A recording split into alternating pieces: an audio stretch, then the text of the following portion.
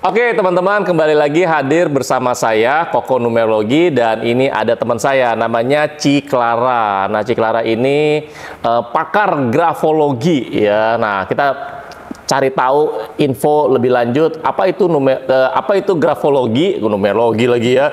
Apa itu grafologi, dan nanti kita akan tanya-tanya sama beliau nih ya, namanya Ciklara.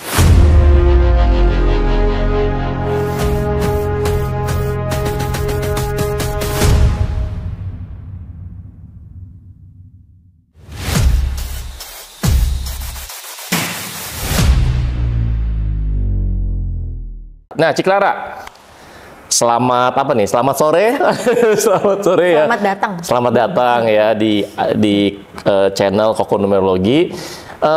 Saya pengen tahu dong, grafologi itu apa ya? Oke. Saya taunya biologi gitu. Benar. Iya. Gimana tuh? Grafologi itu sebenarnya ilmu yang mempelajari tentang tulisan tangan. Oke, jadi semuanya itu pakai tulisan tangan. Nah, harus tangan. Emangnya tulisan tangan itu begitu penting ya? Ya, jadi ternyata berdasarkan riset ya, itu udah ratusan tahun dari abad ke-17-an. Wow. Itu ada teolog yang memang meriset tentang ini. Jadi ternyata ada hubungan antara bentuk-bentuk huruf tertentu dengan sifat-sifat atau karakter seseorang. Oke. Nah, jadi grafologi ini bahkan dipercaya oleh pihak kepolisian gitu ya. Bahkan kalau di luar negeri CIA, FBI itu pakai jasa grafolog yang profesional ya untuk apa mengusut atau mencari orang-orang yang melakukan kejahatan forensik ya. Jadi kayak misalnya pembunuh berantai atau apa. Jadi ternyata pola-pola tulisan tertentu ini memberikan arti mengacu kepada karakter seseorang. Oke, jadi kan kalau di kepolisian itu kan pasti ya dia kan nangkepin penjahat dan segala macam ya. Jadi si penjahat-penjahat ini dalam tanda kutip itu disuruh nulis tangan gitu ya. Enggak dong. Kalau dia nulis tangan repot ya. Iya. Jadi sebenarnya gini, kalau kayak kita nonton film-film misteri, film thriller atau film pembunuhan gitu ya. Banyak yang namanya pembunuh berantai kan suka ninggalin notes. Bener nggak notes ya, notes kecil. Banyak juga yang pakai tulisan tangan ya. Jadi grafolog itu membaca polanya. Nah, orang bisa nggak sih pura-pura bisa, tetapi tidak bisa jauh dari karakter asli. Kenapa? Karena ini kan urusannya sama motorik, habis itu ke saraf otak. Nah, jadi kita jangan bandingkan dengan kaligrafi ya. Kalau kaligrafi itu kan menulis indah, ya emang disengaja dengan bentuk tertentu kayak orang melukis, kayak orang melukis. Sebenarnya baca grafologi kalau di dunia psikolog itu kayak seperti doodling. Nah, tes anak-anak tuh psikologi kan ada doodling tuh membentuk bentuk-bentuk tertentu. Nah, ini sama, cuman pada tulisan tangan. Jadi pada saat misalnya ya mereka membutuhkan bukti dukungan lah ya di pengadilan atau apa, ini bisa menjadi salah satu acuan untuk menambah bukti bahwa misalnya gini, oh ya memang dia punya karakter yang sadis atau misalnya memendam emosi yang luar biasa gitu kan, atau ketidakpuasan terhadap masa kecil atau pernah terjadi masa lalu yang kurang baik dari keluarga. Nah, dicari biasanya apa? Misalnya ketahuan nih orang-orangnya siapa gitu ya. Ini misalnya ya salah satunya. Cek dong ke rumahnya atau apa. Ada nggak bekas catatannya dia? Mungkin kan si penjahat ini udah nggak tahu kemana ya. Nah, cari bekas catatan dia dari tahun ke tahun. Bagaimana perkembangan pola itu, perkembangan pola emosinya, segala macam. Oh, dari situ akan terlihat emosinya dari tahun ke tahun. Oh, ternyata orang ini memang dari kecil dia direpres. Misalnya mendapat perlakuan yang tidak baik dari orang tua, gitu kan, sering dikucilkan, dapat bullying dari lingkungan. Itu kan seperti kita menumpuk emosi, habis itu suatu saat itu kan kayak bom waktu ya, meledak. Nah, meledak ini kan macam-macam efeknya ke setiap orang. Kalau yang mungkin dalam tanda kutip pendidikan agamanya kurang atau apa, ya dia bisa meledak dengan cara merugikan orang lain.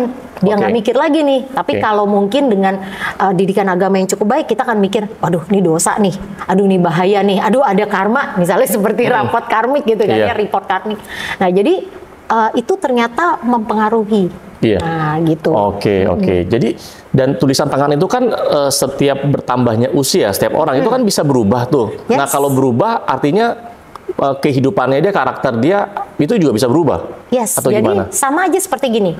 waktu apa namanya Bro Leo misalnya waktu kecil SD terus ke SMP, karakter berubah nggak? Iya, bisa. Ya, pertama karena kedewasaan usia, ya kan. Kedua karena knowledge yang bertambah, ya kan. Terus ketiga motorik kita lebih terlatih, ya kan. Jadi sehingga motorik halus ini lebih sempurna, pasti tulisan kita jadi lebih baik. Apalagi yang memang kita bisa lihat ya dalam perkembangan anak-anak itu memang ada anak-anak yang dari kecil saraf motorik halusnya bagus. Jadi tulisan tangannya memang terlihat lebih smooth lah daripada yang lain. Tapi bukan berarti dia bisa menyembunyikan karakter-karakter yang kurang baik dalam arti emosi negatif yang terpendam. Nah, kayak gitu kira-kira. Jadi bisa juga dong. Bisa nggak melihat ya, tulisan tangan kan kadang-kadang kan ada yang kayak bilangnya cakar bebek, cakar ayam. Terus ada bilang, tulisan tangannya bagus nih. Nah, kalau tulisan tangan yang cakar ayam atau cakar bebek, itu apakah karakternya nggak bagus? Kalau tulisannya yang bagus, itu apakah karakternya bagus? Pasti bagus ya. Itu. Nah, itu gimana tuh? Sebenarnya dalam grafologi itu dia tidak pentingin tulisan bagus dalam tanda kutip atau kurang bagus. Minum ya. Oh iya. Ini kayaknya minuman sehat ya. Nah, jadi hidrogen namanya. Lanjut. Mesti ditanya nih nanti terakhir. Nah, jadi kayak misalnya gini, banyak orang kalau sekarang ya kecenderungan orang-orang nulis tuh tulisannya kayak rapi gitu ya, bulet-bulet gitu ya. Atasnya pendek, bawahnya pendek. Kan yang penting rapi, kebaca. Iya betul. Ternyata dalam grafologi itu kan terbagi menjadi 3 zona, atas, tengah, bawah. Itu ternyata mewakili gerakan bagian tubuh atas, tengah, dan bawah. Termasuk juga kayak misalnya kepala, apa yang dipikirkan, ide-ide kreatif, dan sebagainya. Pinggang ke bawah ya, aktivitas seksual, fisik, segala. Nah, itu akan mencerminkan. Jadi, keseimbangan 3 zona ini akan membantu orang menjadi lebih seimbang secara mental. Nah, jadi bukan masalah jeleknya. Selama jelek itu huruf-hurufnya, satu, bersih. Ini sebenarnya urusannya sama karakter kredibilitasnya seseorang. Maksudnya misalnya gini, lu mau mencerminkan, menjadikan diri lu adalah orang yang terpercaya, ya kan, jujur, apa adanya gitu ya, maksudnya bisa dipercayalah kata-kata kita sesuai dengan apa yang kita tampilkan. Itu kita bisa latih dengan tulisan tangan. Jadi ada yang namanya prinsip dalam grafologi, tulisan tangan berubah, karakter berubah. Begitu pula sebaliknya. Nah, pastinya. Ya, dengan kita gini, misalnya gini, saya orangnya kurang resilient nih. Ya apa kan? Itu resilient? Resilient tuh daya juang saya kurang, misalnya. Dikit-dikit saya gampang putus asa, gitu ya. Itu kan ada beberapa terlihat di dalam tulisan tangan, ada beberapa saya. Kita perbaiki. Paling gampang misalnya kalau menulis huruf T. Nah, T itu kan ada garis bar ya, istilahnya beltnya yang di tengah tuh yang melintang, garis melintang. Itu menunjukkan tingkat daya juang kita, salah satunya itu tandanya. Nah, dengan kita menempatkan tanda-tanda yang menunjukkan lebih ke arah daya juang yang lebih tinggi, otomatis ternyata itu ngehack pikiran bawah sadar kita. Belief system kita yang baru, dia akan memprogram bahwa saya adalah orang yang tidak mudah putus asa. Dari awal yang memang dari tulisan tangan pas dilihat ini kayaknya gampang putus asa, mudah menyerah. Dengan dia merubah tulisan tangan dari T-nya aja dirubah, akhirnya itu juga merubah program-program yang ada di pikiran bawah sadarnya dia. Otomatis karakternya berubah, masa depannya atau nasibnya berubah jadi lebih baik ya. Betul, karena itu kan akan memicu apa? Usaha dia ke masa depan dong. Ya maksudnya kayak gini, orangnya biasanya, kita punya bisnis sendiri nih. Kalau kita mudah nyerah, udah bulak-balik gulung tikar dong, ya kan, betul. Karena satu, persaingan keras ya. Betul. Nah, kalau kita di kantor dikasih challenge dikit sama bos, kita stres. Kalau nggak kita yang kena mental, ya kan, ya kalau nggak kerjanya nggak selesai.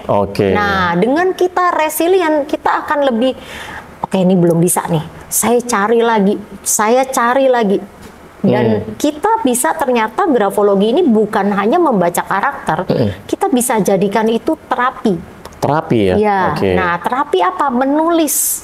dengan kaidah si grafologi ini, kalimat-kalimat afirmasi yang memang sesuai kebutuhan pribadi kita masing-masing.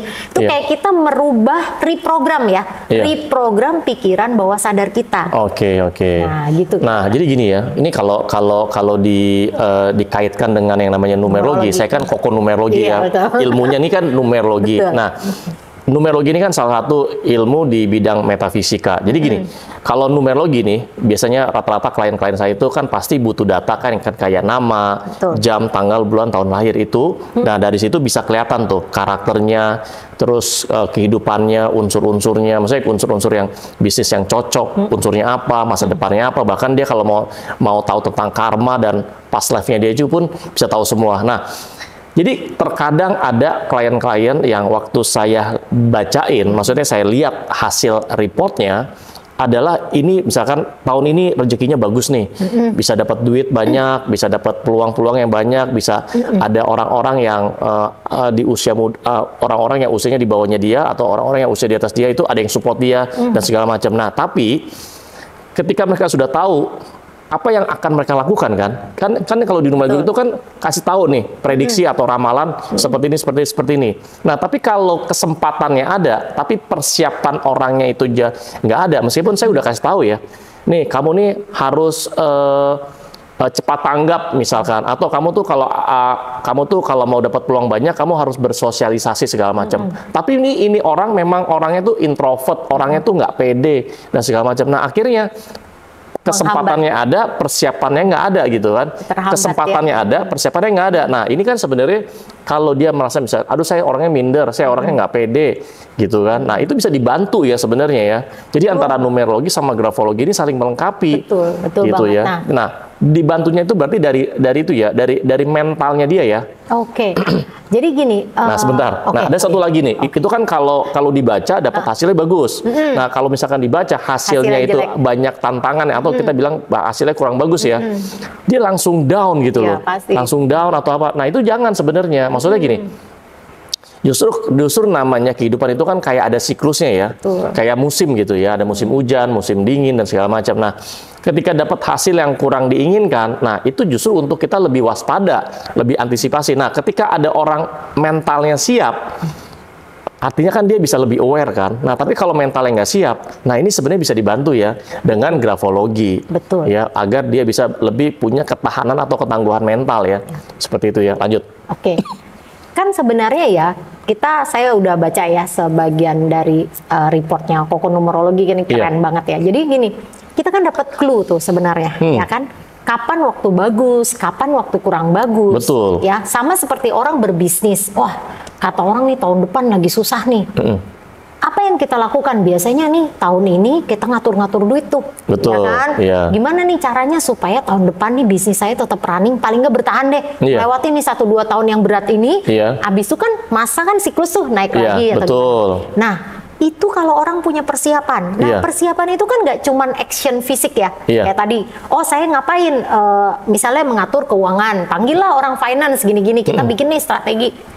Gimana buat nyiapin 1-2 tahun ke depan yang agak berat nih. Nah, mental juga sama kan. Nah, kayak tadi kokonumerologi bilang, kalau jelek gimana? Kaget nggak? Pastilah, pasti kaget. Tapi namanya siklus itu kan selalu semua kayak koin ya, dua mata, punya dua sisi ya kan, plus dan min. Bukan berarti yang negatif itu nggak ada way out, ya kan? Kalau kita balikin ke terapi grafologi itu gimana sih? Tadi kan saya ada sebutkan bahwa kita menulis dengan kaidah grafologi, tetapi isinya tentang afirmasi yang kita butuhkan, ternyata itu ada efeknya loh. Gede banget. Kenapa? Karena seringkali nih, kayak tadi bilang, ada yang introvert lah, atau apa. Kadang orang juga introvert atau ekstrovert itu bukan aslinya. Seringkali karena apa? Dia mempercayai dirinya introvert karena lingkungan. Misal, atau tuntutan kerja ya. Ya, betul. Misalnya kalau dia back office gitu ya, orang di kantor gitu ya. Memang dia orang back office yang ngurusin dokumen doang, mainnya cuma di gudang tempat dokumen sama komputer. Dia ketemu temennya satu ruangan, 1-2 orang misalnya gitu betul. Ya mau bersosialisasi gimana gitu. Tetapi sebenarnya yang lebih parah bukan dari situ. Lebih kayak gini, pembatasan atau limitasi yang diberikan orang tua atau keluarga. Jadi kayak misalnya waktu kecil banyak kan orang Indonesia yang gini, udahlah jadi orang itu jangan banyak mau, jangan serakah, Wah, itu ya, apa yang dulu-dulu tuh banyak dikasih tuh ya. Tuhan terima aja. Iya. Sehingga kita nih padahal dilihat nih kalau dari prediksi, wah lu tuh sebenarnya bisa cuan gede, kamu tuh bisa jadi orang kaya, orang sukses banget, terkenal. Kita pikir, mana mungkin, mana mungkin orang tua saya aja bukan orang kaya, banyak nggak? Betul, Ya kan? betul. Kalau dari Ada mental block ya? Yes, mental block. Tapi sadari dulu. Iya, sadari dulu, betul. Makanya kan saya sebelumnya nih tadi ada ngintip sedikit ya, maksudnya Iya, isinya iya. analisa ini apa? Itu kan dikasih clue tuh. Iya. Apa yang harus dilakukan? Betul. Dan apa yang harus dihindari? Betul. Nah, itu cek dulu. Yang harus dihindari ini masih kita lakukan atau enggak? Iya. Nah, kalau masih kita lakukan, kita tanya sama diri sendiri dulu. Kenapa saya masih lakuin?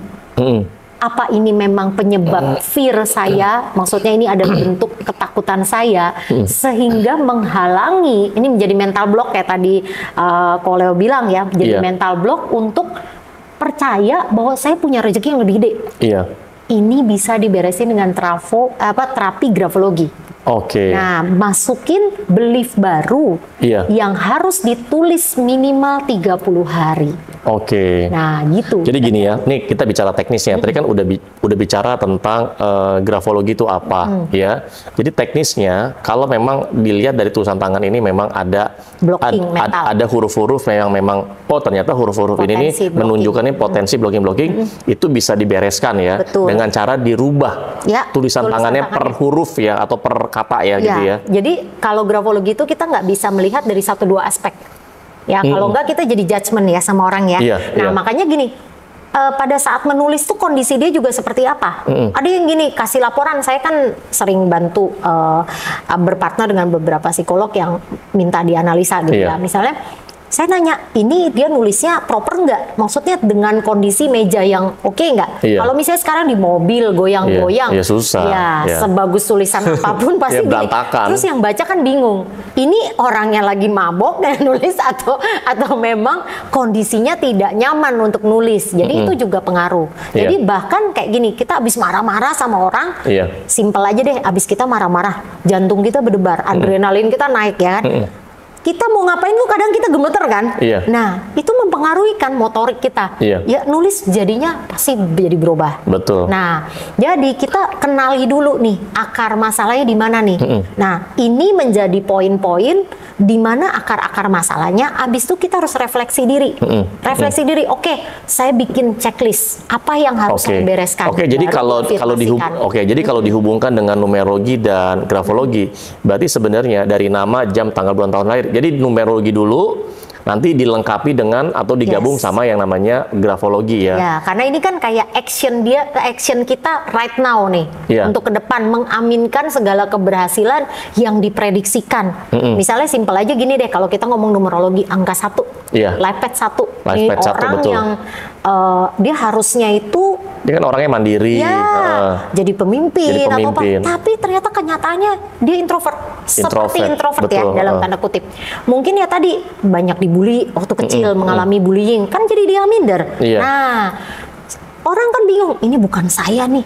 Langsung ribut, analisanya nggak Iya. cocok nih. Terus dikira ini nggak jalan, ini Nggak cocok, ini iya. tingkat akurasinya rendah gitu loh. Betul. Padahal sebenarnya bakatnya dia itu Ada.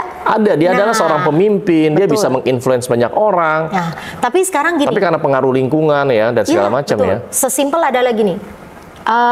Koleo punya suara merdu misalnya, tapi nggak pernah latihan vokal. Kebetulan aku guru musik kan, jadi Iya. kita ngerti lah teknisnya. Oke, nggak pernah latihan vokal, nggak pernah By the way, ikut Ci Clara kompetisi. udah pakar grafologi, guru musik juga. Musik apa? Vokal? Nggak, Piano? Oke. Ya, jadi, nah bisa nggak dia jadi penyanyi profesional? Nggak bisa kan Nggak pastinya. bisa. Nah, bisa nggak dia dapet cuan gede? Padahal sebenarnya mungkin dia ini bisa menjadi artis gede. Kalau kita lihat perjalanannya, wah ini sebenarnya dia bisa terkenal nih. Iya, bisa jadi orang kaya. Udah pasti kalau misalnya dia punya talenta yang luar biasa, terus abis itu dikenal banyak orang, udah pasti cuan dateng dong dengan sendirinya, ya kan? Nah, tapi dia nggak pernah latih. Iya. Bahkan orang tuanya tidak pernah memperkenalkan dunia itu, bahwa dia punya bakat seni. Iya. Nah, gimana dia mau dapetin cuan yang maksimal tadi tuh? Betul. Jadi sebelum kita menuduh kali ya, atau menjudge bahwa oh ini analisa nggak cocok sama saya. Iya. Saya selalu menyarankan orang sebelum kalau baca analisa ya, renungkan sampai 3 hari pertama dulu. Betul. Endepin, baca berulang pelan-pelan. Iya, jangan bacanya tuh kayak baca sebentar doang tuh, kayak baca di tabloid. kayak baca atau di medsos gitu. Scroll. Nggak bisa. Apalagi kan bentuknya kalau PDF ya. Iya, apalagi ini kan tentang diri kita. Betul, itu kan perlu perenungan ya. Betul. Perlu kita cek, berapa tahun yang lalu gimana ya dulu, bener nggak ya? Ini kan ada juga yang menceritakan tentang fase-fase kehidupan. Betul. Nah, benar nggak dulu saya mengalami gini? Oh, tapi kok nggak terjadi ya? Kenapa? Oh, mungkin ada hal lain nih yang membatasi. Ya udah. Nah, itu yang kita overcome. Terus apa nih yang mau kita perbaiki? Kita mau kayak tadi nih, saya introvert, padahal saya punya potensi terkenal. Mulailah dengan apa? Membuka diri, membuka hati. Bikinlah afirmasi yang membuat kita pede untuk membuka diri. Oke, baik lagi ya. Jadi teknisnya adalah kalau mau merubah atau mau menetralkan mental block, itu dirubah tulisan tangannya itu selama berapa lama sih? Minimal 30 hari sampai 100 hari.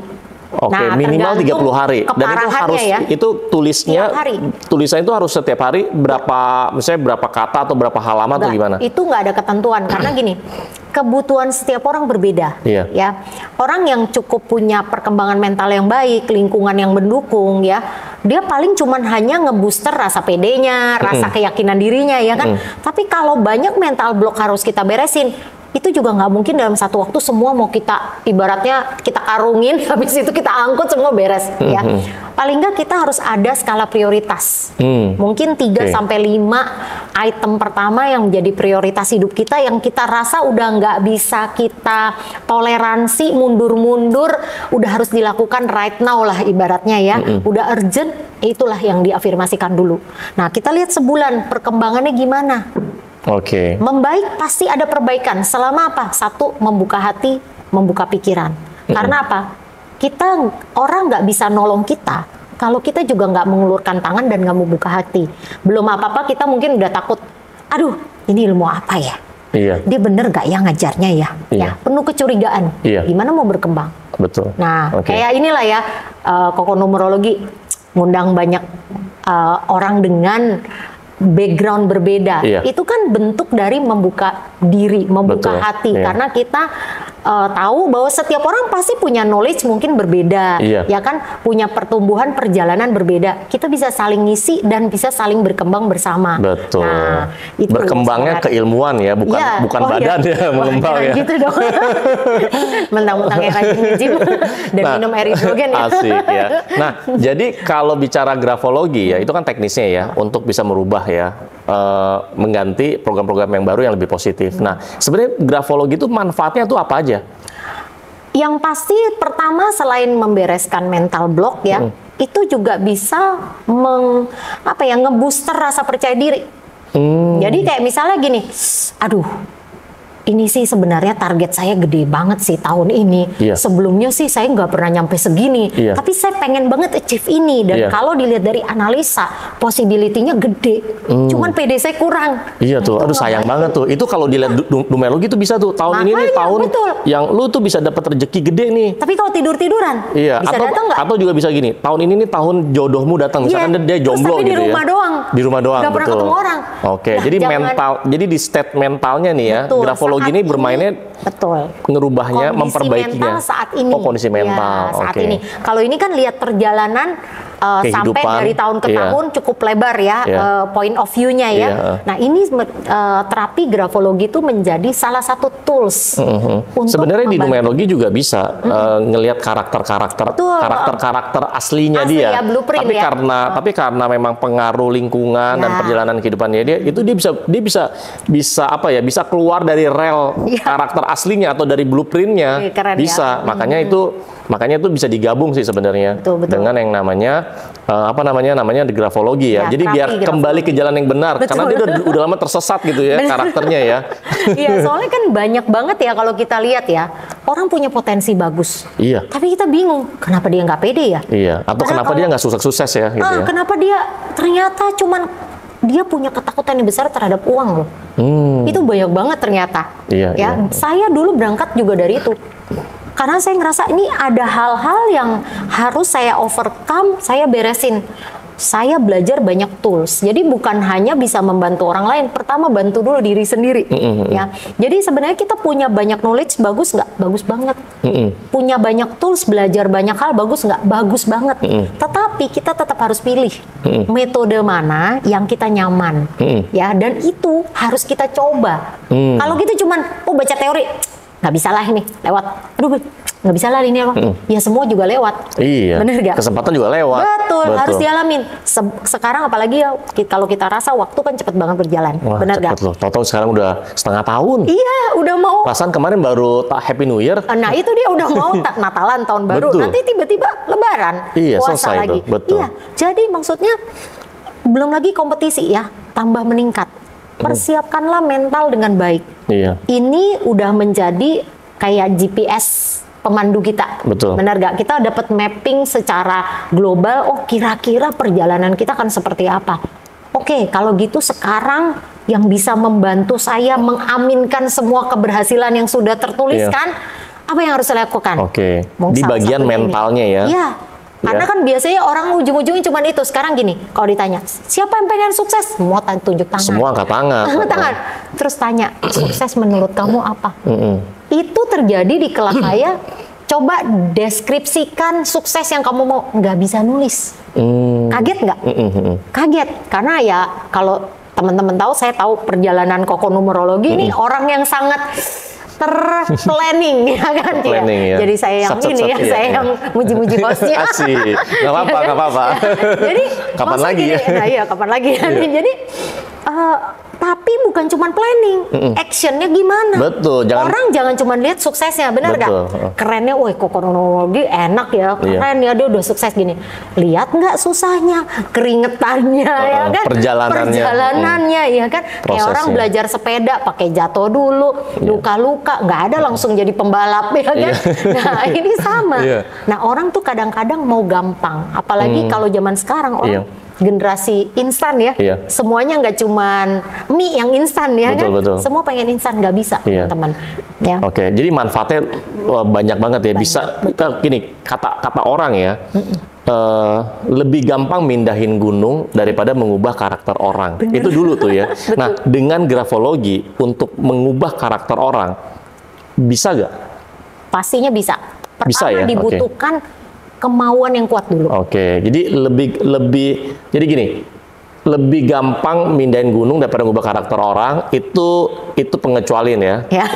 Kecuali kalau dia udah latihnya di atau diterapinya di grafologi gitu ya. Kalau nggak belajar di Shaolin ya kan, di Shaolin ya. Waduh, itu berpuluh-puluh tahun ya. Naik ke gunung 100 tahun gitu. Mungkin bisa mindahin gunung ya, nggak tahu gunung apa ya kan. Ya kayak gitu. Jadi maksudnya satu harus ada kemauan. Ya, dan juga jangan cuma cita-cita. Pengen doang. Actionnya talk only, no action. Ya seringkali nulis 30 hari, apalagi zaman sekarang orang udah jarang nulis kan ya. Baru diomongin nulis, langsung tanyanya apa? Berapa halaman?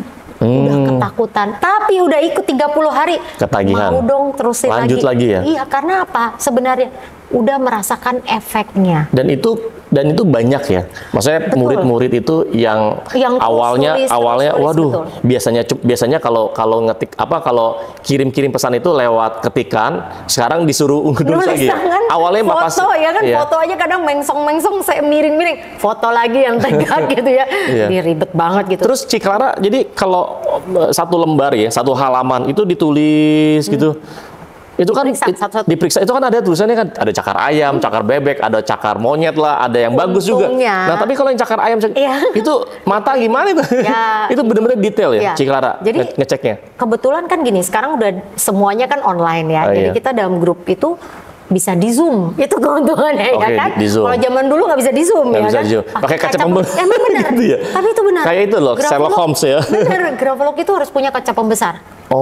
Karena kalau yang detail-detail, apalagi ya pokoknya yang kasus-kasus tertentu, memang kita harus lihat sedetail-detail. Kalau tanda itu muncul walaupun halus, ada pengulangan, itu ada something yang memang punya arti gitu loh. Nah, enaknya itu ini, tapi memang kekurangannya kalau by grup gitu ya, maksudnya by WA atau Telegram atau apa, kita kan nggak bisa sentuh ya. Maksudnya kalau dalam penulisan tangan itu ada efek juga tekanan. Jadi kayak di belakang kita bisa sentuh nih, oh nih kuat nggak tekanannya, sedang. Itu pengaruh juga? Pengaruh, itu pengaruh tekanannya yang kuat energi. Energi. Jadi kayak misalnya ini orang agak low energy, mungkin kenapa? Tipis ya? Iya tipis, jadi low energy bisa juga makanya kurang gregetnya kurang. Kalau yang berenergi itu sering bolong gitu kertasnya. Emosi, kesel ya dia. Tekanan, orang terlalu berenergi itu kan nggak selalu energi fisik ya. Atau semangat gitu nggak. Kalau semangat berlebihan jadi bagus nggak? Ya nggak bagus kan. Jadi destruktif juga. Nah ini intinya sebenarnya kita terapi dengan kaidah grafologi apa? Menyeimbangkan. Sama kayak di dalam numerologi kan ada angka-angka penyeimbang ya. Apa tuh? Secret code ini ya? Kalau nggak salah quantum secret code. Nah ini itu keren banget tuh. Ini angka hoki namanya. Jadi menyeimbangkan di semua aspek kehidupan. Iya itu keren banget. Makanya nah ya, jadi teman-teman tuh masih punya banget ini ya. Karena orang nggak ada yang dilahirkan langsung sempurna, semua seimbang. Betul. Makanya perlu selalu meningkatkan awareness, kita nambah knowledge, belajar hal baru, berinteraksi dengan orang lain yang mungkin lebih punya pengalaman yang lebih. Bahkan yang kurang pun kita juga bisa mengajar dan belajar kan dalam kehidupan ini.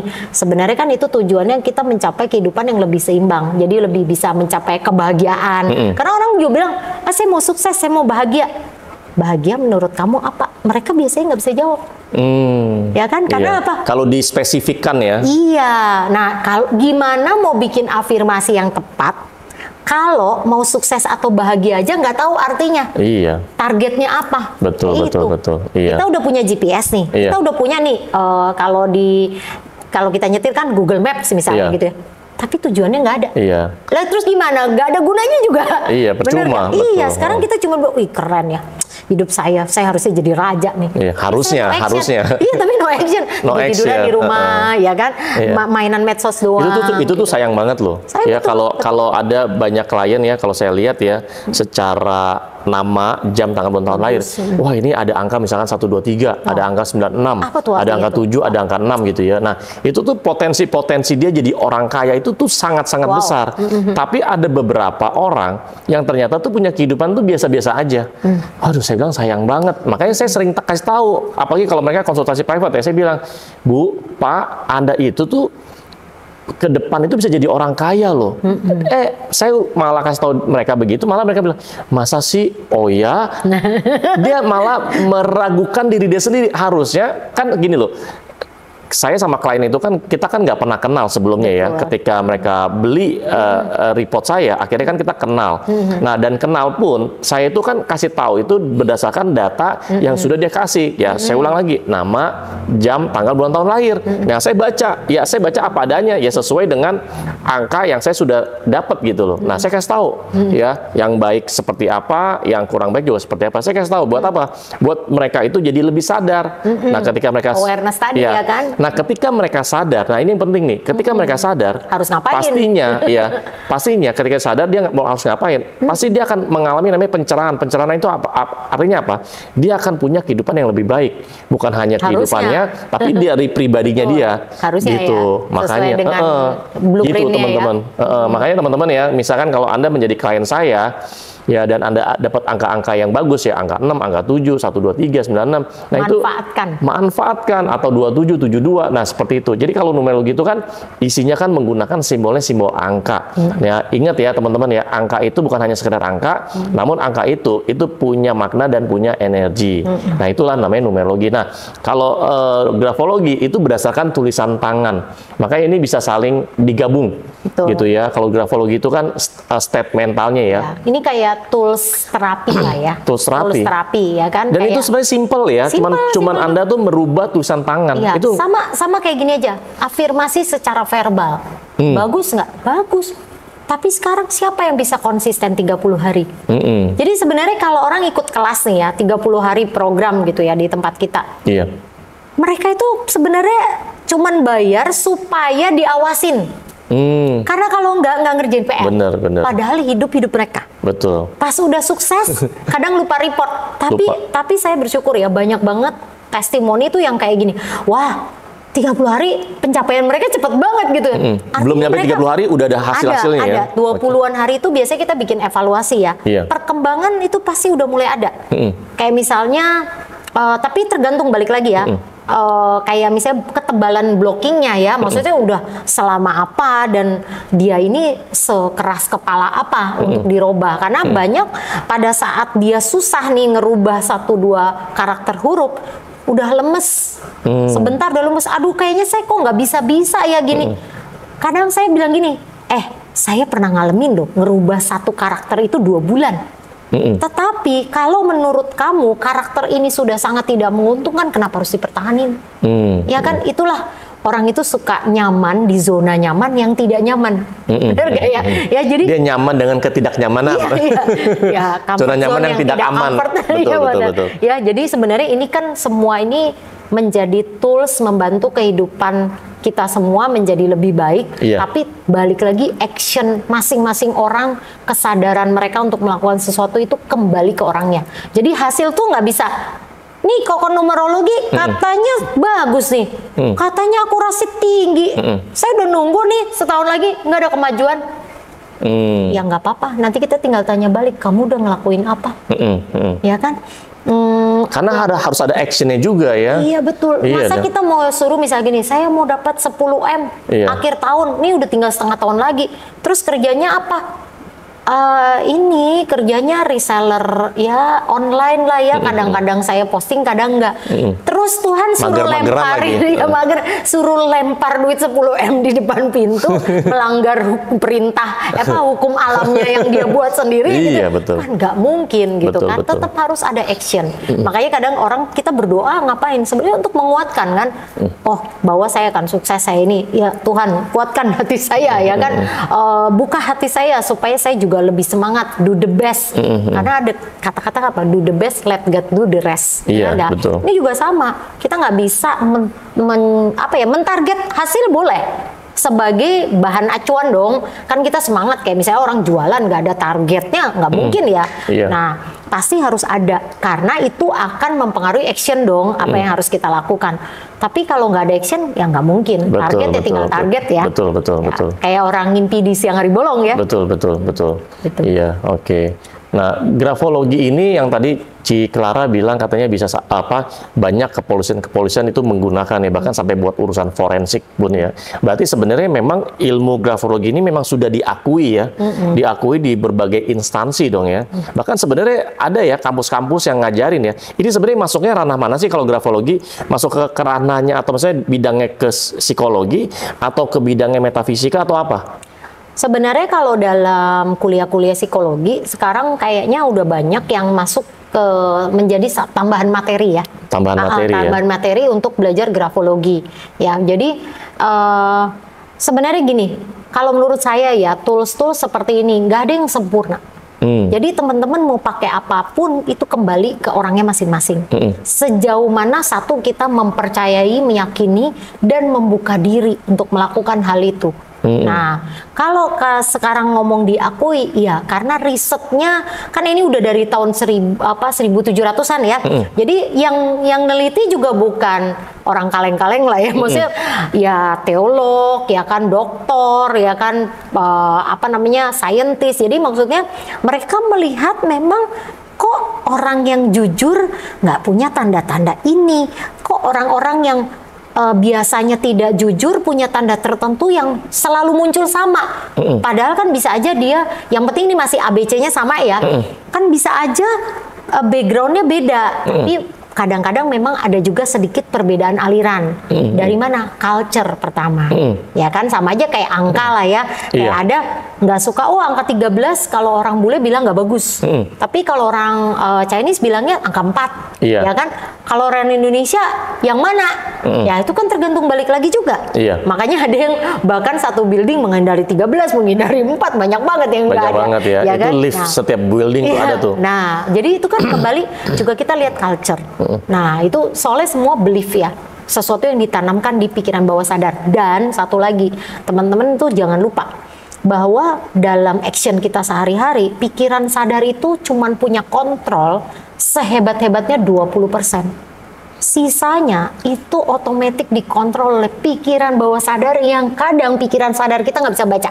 Iya, betul, nah, kebayang nggak sama aja kayak kita bangun pagi punya kebiasaan ngopi gitu ya. Udah kayak zombie kan, sebenarnya mata belum melek udah bisa jalan ke kitchen tanpa ketabrak ya kan, terus cari mesin kopi. Nah, itu kan udah otomatis nyetir. Kalau kita masih mikir malah bisa bingung mana gas rem dan sebagainya kan. Betul, nah, itu gimana caranya itu menjadi belief, habit baru sehingga apa? Ya itulah yang kita yakinin. Dan itu align dengan tujuan hidup kita, kesuksesan yang kita mau, sesuai blueprint kita. Oke, jadi tadi teknisnya ya, balik lagi ya, banyak mereka harus setiap hari ya, tapi ini kan sebenarnya demi mereka ya. Betul. Tulis setiap hari selama 30 hari, bahkan tadi kan banyak bilang kan testimoni yang terjadi itu nggak nyampe 30 hari, bahkan cuma seminggu atau hitungan hari aja udah ada banyak perubahan-perubahan ya. Mungkin bukan hitungan hari ya, 20-an hari. 20-an hari ya. Karena kan kita mau membentuk habit baru ya. Pikiran bawah sadar itu sangat suka yang namanya pengulangan. Jadi harus diulang minimal 30 hari. Itu juga riset yang ngomong, bukan saya yang ngomong. Jadi sebenarnya ini kayak kita nih mengajarkan ilmu yang udah ada seperti numerologi ya, ilmu yang udah ribuan tahun gitu ya. Cuman gimana sih dengan saya punya knowledge ini kepake buat kebutuhan hidup saya. Kalau ngomong teknis tadi urutannya apa? Pertama, periksa dulu blueprint. Ya, kedua blueprintnya dari ini ya, dari numerologi dulu ya. Ya, dari numerologi ya kan. Kedua, sadari saya ada di state mana. Kemudian apa kira-kira yang menjadi hambatan kemajuan saya sehingga saya tidak bisa memaksimalkan pencapaian yang ada di blueprint saya. Habis itu baru kita masuk terapi apa yang saya mau pakai buat diri saya. Nulis, ya itu balik ke tadi. Baru kita bisa bikin kalimat afirmasi yang cocok. Menanamkan belief baru ke pikiran bawah sadar. Sehingga siap perang nih. Betul ya. Jadi jadi luar dalam udah siap semua ya. Ya kan nggak cuma sukses mah pasti action, itu. Jadi mental kaya pasti. Dong. Betul. Kalau kita bicara ya mental orang kaya. Nah, kalau mentalnya udah mental orang kaya, cepat atau lambat dia pasti jadi orang kaya kan? Betul. Gitu. Iya. Oke. Nah, kita lanjut lagi ya. Nah, Ciklara ini kan pakar grafologi ya. Kalau misalkan ada teman-teman di sini yang mau konsultasi ya atau mau di coaching lah bahasanya, itu open kan ya? Open, boleh. Open ya. Nanti teman-teman ya, kalau Anda mau di coaching ya grafologi ya dari versi grafologi, teman-teman nanti saya kasih ya nomor apa ya? Nomor adminnya, nomor admin ya nanti. Dan ini Ciklara juga bisa kan secara private ya, maksudnya one on one bisa ya? Bisa, karena biasanya kan kita harus analisa dulu nih. Sekarang dia di kondisi apa. Habis itu biasanya kita ada sedikit interview lah ya. Maksudnya apa yang dirasa gitu. Karena kalau coaching itu kan kita ngomong coaching kan dia harus menemukan masalahnya dia sendiri. Kita hanya nge-guide supaya dia clear apa yang dia pikir ya kan. Nah, baru kita masuk ke terapinya. perlu berapa puluh hari nih untuk memproses ini supaya terlihat hasil yang lebih baik. Dan yang hebatnya dari sekian, ini udah sekian batch lah ya kita ngadain, udah setengah tahunan, itu selalu membuka jalan rezeki menjadi lebih lancar. Sampai mereka juga aneh, kok perasaan saya nggak action yang gimana-gimana banget ya, tapi dari belief. Ya, ini kita ngomong vibrasi, energi. Vibrasi, ya. Betul. Kalau kita positif, yang datang pasti bagus-bagus. Iya, apalagi memang kalau dilihat dari numerologi, memang tahunnya itu tahun yang lagi bagus. Oh, udah hajar itu benar-benar maksimalkan. Waduh, berkelimpahan ya. Betul. Maksimalkan, tapi jangan juga kita jadi besar kepala, kita lupa. Betul. Tahunnya tahun depan paceklik ya kan? Lupa. Musim gugur. Iya. Aduh, musim gugur. Bahaya banget itu ya. Iya, betul. Itu kita harus persiapannya lihat. bagaimana ya? Makanya ini kan kita harus lihat tuh berapa tahun nih. Iya. Jadi kita, kita planning nih 3 tahun, 2 tahun, 3 tahun ke depan. Ya, jadi gini teman-teman ya. Jadi di numerologi itu teman-teman tuh bisa melihat selain karakter, Anda bisa melihat tahun ini nih yang sedang berjalan ini apa yang akan bisa Anda hadapi, antisipasi atau apa yang Anda bisa tingkatkan. Ya, nah ini jadi bisa lebih aware. Gitu ya. Nah, kalau di grafologi itu jadi persiapan-persiapannya atau mental-mentalnya itu yang dipersiapkan. Jadi makanya nanti kita bisa bergabung nih antara numerologi sama grafologi. Nanti saya akan buka lah ya, akan buka namanya konsultasi private. Nanti di dalamnya itu ada ilmu numerologi, ada ilmu juga grafologi. Jadi membuat semua orang ya secara individu gitu ya itu menjadi orang-orang yang berhasil, menjadi orang-orang yang berhasil atau orang yang sukses di kehidupannya. Nah, seperti itu. Ini sangat menarik ya digabung ya antara numerologi dan grafologi gitu ya. Jangan lupa terapi ini untuk mencapai karakter yang lebih baik, berintegritas, jujur. Nah, itu juga penting sama kita punya daya juang yang juga tinggi. Wah, daya juang ya. Bukan hanya daya juang tapi juga bisa menjadi daya manusia beli, daya juang. Ya, bisa menjadi kayak money magnet gitu ya. Betul. Namanya rezeki magnet gitu ya. Betul. Seperti itu ya. Dan bisa jadi berkat buat orang lain juga kan? Iya, benar juga ya. Kayak koko numerologi lah. Oh iya, asik gitu ya. Oke. Nah, kalau grafologi itu orang yang udah lama dia nggak tulis tangan, biasanya pakai pesan-pesan lagi ketik-ketik itu gimana? Nggak ada masalah ya? Nggak ada masalah, cuman memang pasti tulisannya agak kaku ya kan. Tapi sebenarnya kan kita kan nggak bisa dia cuma nulis 5 baris terus kita bisa baca, enggak.